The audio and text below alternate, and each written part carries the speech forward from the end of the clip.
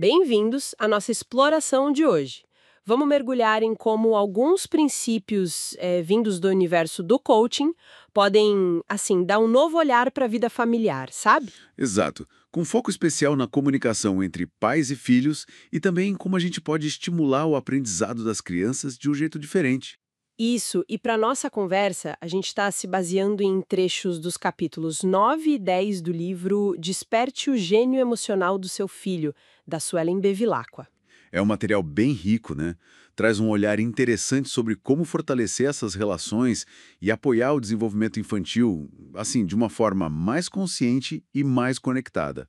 A nossa missão aqui, então, é tirar desses capítulos as estratégias, as ideias práticas mesmo, entender como aplicar isso no dia a dia para ter laços mais fortes e fazer do aprendizado algo mais legal para os pequenos. E é bom pontuar, né? Quando a gente fala aqui de princípios do coaching, não é terapia, não é nada disso. É mais uma abordagem que foca em empoderar, em fazer perguntas que estimulam a criança a pensar por si mesma, sabe? Exato. Menos ordens, mais perguntas, né? Para ela achar as próprias respostas. Bom, vamos começar a desvendar isso então. A primeira parte do livro foca muito em construir pontes, pontes de entendimento, como diz lá no capítulo 9. É interessante como o livro coloca essa abordagem como uma base mesmo para repensar a dinâmica familiar. A autora defende muito que a comunicação respeitosa, assertiva, é a chave de tudo. Totalmente. Não é só o jeito de falar, né? É criar um ambiente onde o diálogo flui de verdade, de forma aberta, sincera. Isso. E tem uma história no livro que ilustra bem isso, né? Você lembra? Lembro. É ótima. A do sobrinho que voltou de uma festa que os pais não curtiam muito a ideia. Era a receita para bronca, né? Com certeza. Cenário clássico. Mas aí os pais fizeram diferente. Mandaram uma pergunta super simples. O que você mais gostou na festa? E o que aconteceu? Mudou tudo. A conversa virou uma partilha animada, cheia de detalhes, risadas. Foi incrível. Mostra muito o poder da escolha, né? Da abordagem que a gente usa. Nossa, total. A intenção por trás da pergunta muda completamente o jogo. Isso já puxa o gancho para algumas técnicas que o livro detalha, bem inspiradas nessa linha do coaching. A primeira é a tal da escuta ativa. Ah, sim, escutativa. Que não é só ouvir, né? Nem o mesmo. É, é tentar captar o que está por trás das palavras, as necessidades, os sentimentos. O que a criança está tentando dizer, mesmo sem dizer. Exige presença, sabe? Estar ali de verdade, sem ficar pensando na resposta enquanto o outro fala. Hum, isso é um desafio enorme na correria do dia a dia, imagino. Manter essa presença. É um treino constante. O livro até traz um exemplo legal de um pai que percebeu a frustração do filho mais velho e... Parou tudo. Ah, eu lembro desse exemplo. Ele não tentou resolver na hora, né? Não. Ele só focou em entender como o filho estava se sentindo. E o resultado, segundo o relato, foi mais que resolver o problema. Fortaleceu muito o vínculo deles. Que poderoso isso. O livro argumenta que esse tipo de escuta pode mudar o clima da casa, né? Evitar que os conflitos cresçam. Exatamente. E a autora até faz um convite para a gente pensar. Quando foi que a gente se sentiu realmente ouvido, de verdade? Lembrar dessa sensação ajuda a entender o impacto e motiva a praticar mais. Faz sentido. E junto com a escuta vem a empatia, né? Outro ponto forte. Fundamental. E empatia aqui não é ter pena, é tentar se colocar no lugar do filho, sabe? Validar o sentimento dele, mesmo que a gente não concorde com o comportamento em si. Validar o sentimento, isso é importante. Muito. Porque essa validação nutre a conexão, desarma a briga. Afinal, quem não gosta de se sentir compreendido na sua emoção, né? Verdade. Tentar ver o mundo pelos olhos da criança. O exemplo do livro é bom.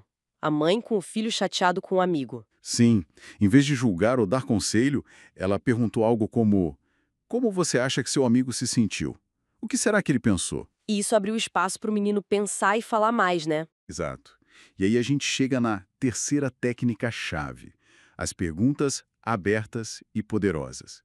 Sair daquele piloto automático do como foi seu dia? Que geralmente a resposta é só, foi bom, né? Isso, o livro sugere umas alternativas bem mais legais, tipo, Qual foi a coisa mais engraçada que aconteceu hoje?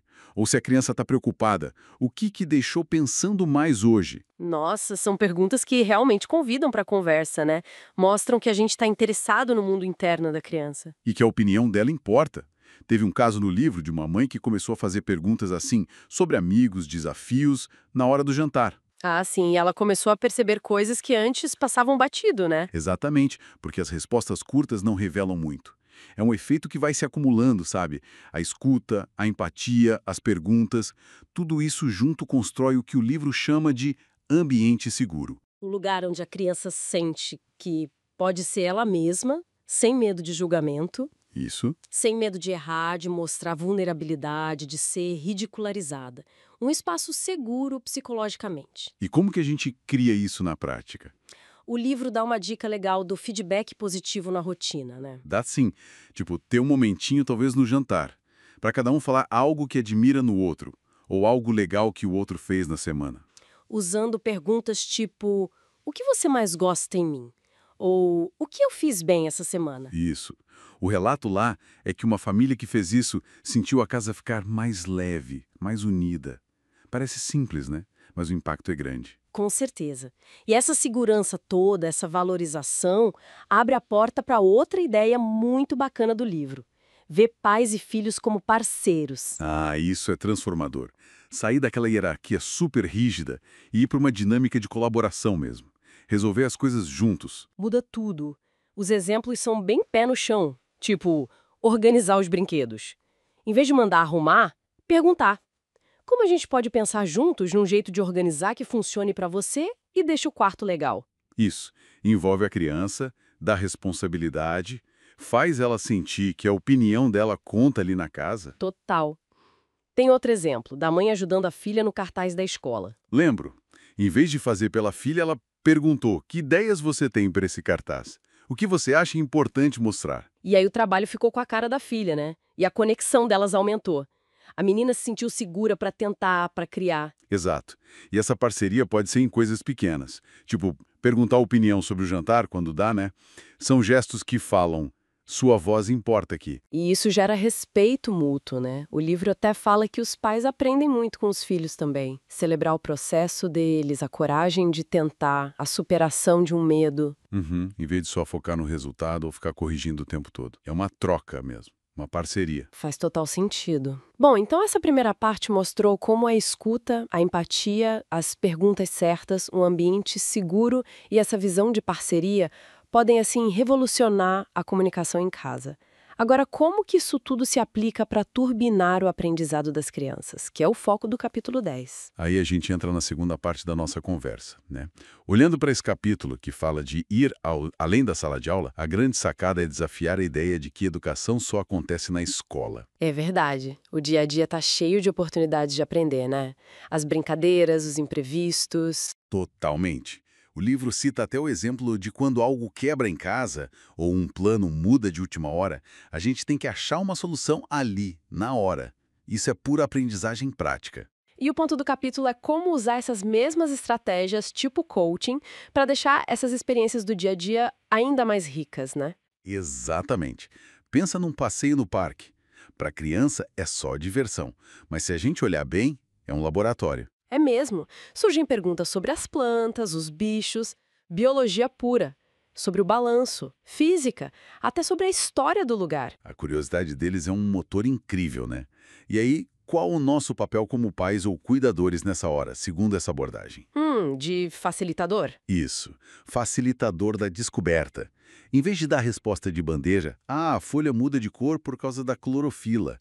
A ideia é instigar a investigação. Tipo, devolver a pergunta? É por aí. Nossa, que pergunta interessante. Por que você acha que a folha muda de cor? O que você está vendo de diferente nelas? Como será que esse balanço vai tão alto? É guiar a criança a pensar, observar, conectar as ideias, a transformar a descoberta numa aventura dela. Gosto muito dessa ideia do adulto não ser o dono da resposta. E o livro fala também da importância da gente, adulto, se permitir aprender junto com a criança, né? Sim, o exemplo da cozinha é perfeito para isso. Cozinhar junto ensina matemática, medidas, química, transformações, seguir instruções e, de quebra, ensinar a colaborar, ter paciência. O livro chama de dança do conhecimento, né? Quem ensina também aprende. É uma troca legal. Essa flexibilidade é a chave. E essas técnicas valem tanto para esse aprendizado informal quanto para o ambiente da escola mesmo.